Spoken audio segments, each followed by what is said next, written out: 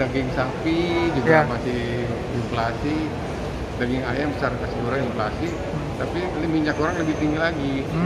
Jadi memang dari awal tahunnya ada kenaikan harga, terus-terusan naik kalau minyak goreng karena harga CPO.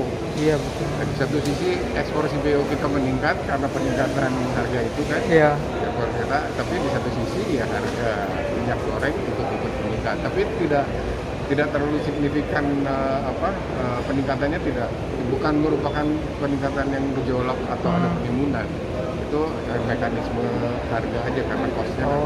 Mungkin langkah yang ditempuh oleh teman-teman BI kira-kira seperti apa nanti Pak?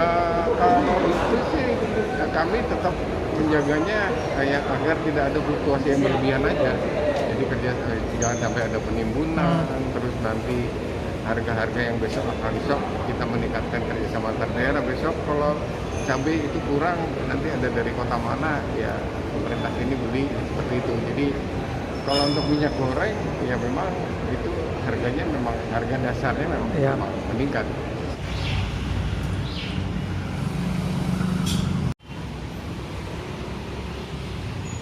So, hampir 2 minggu. Kosong minyak. Yang minyak yang jenis Yang 1 liter, yang 1 liter, 2 liter. Kalau mereknya kemarin Sabrina, Fortune, Ludes habis 2 minggu. Jadi sekarang kita ada stok minyak? Tidak ada. Oh, udah ada nih. Kalau sudah di order kan belum datang. Jadi stabil di Kota Telur harganya. Satu ini berapa Kak? Satu Dijual 2.000 ini kan. Satu ini. Satu butir ini.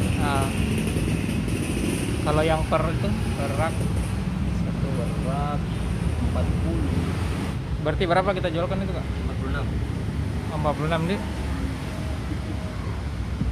Kalau telur dia tidak ada harga yang ini saja. Supaya tidak kali kenaikan harga. Oh, distributor. Dan